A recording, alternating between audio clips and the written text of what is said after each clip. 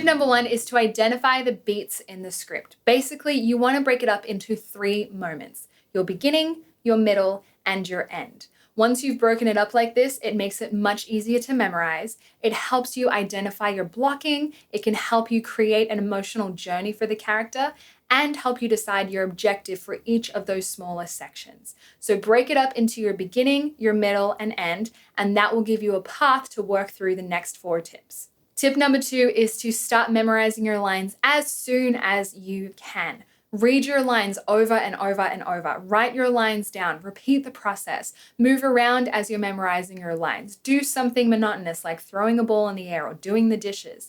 You want to make sure that you are trying to memorize your lines in as many situations as you can so that you get to a point where you know them so well that nothing will be a distraction for you. It also helps you, once you've broken it down into your beginning, your middle, and end, to memorize in those 3 sections as well. But memorize your lines from the start so that you are confident and comfortable with them, and then you can add things on top. The next tip is to answer these 3 questions, which your answers will determine the choices that you make when you're looking at your piece.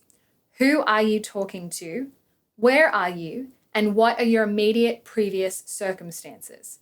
If you look at who are you talking to, it's going to be one of 4 options. You're either talking to yourself, another character, the audience, or God.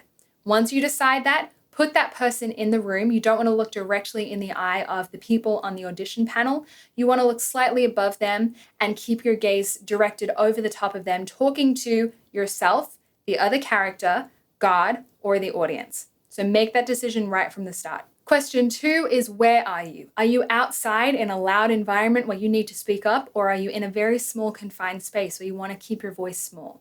This will determine how loud or soft you talk, how big or small your actions are, and kind of impact your relationship with who you are talking to. And the last question is, what are your immediate previous circumstances? What happened just before you walked in and opened up your mouth?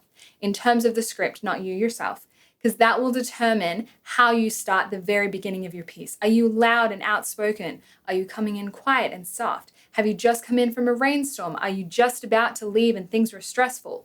Decide what your immediate previous circumstances are to help determine how you start your piece. Tip number 4 is to develop your blocking and your gestures. So you've broken your script up into the beginning, the middle, and the end. Now I want you to pick one place to start your script, one place to move to in the middle, and one place to move to at the end.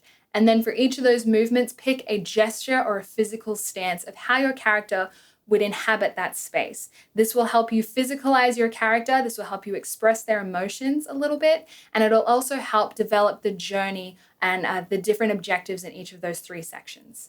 And lastly, tip number 5 is, once you have done all this preparation work, you've memorized your script, you've worked on those 3 sections, you've done your blocking and you've physicalized the character a little bit, you've answered your questions, you want to just be confident and have fun performing. This is your opportunity to act. It's not just preparing for an audition, which can sound intimidating or kind of boring. This is an opportunity for you to perform, to do what you love. So treat it as such.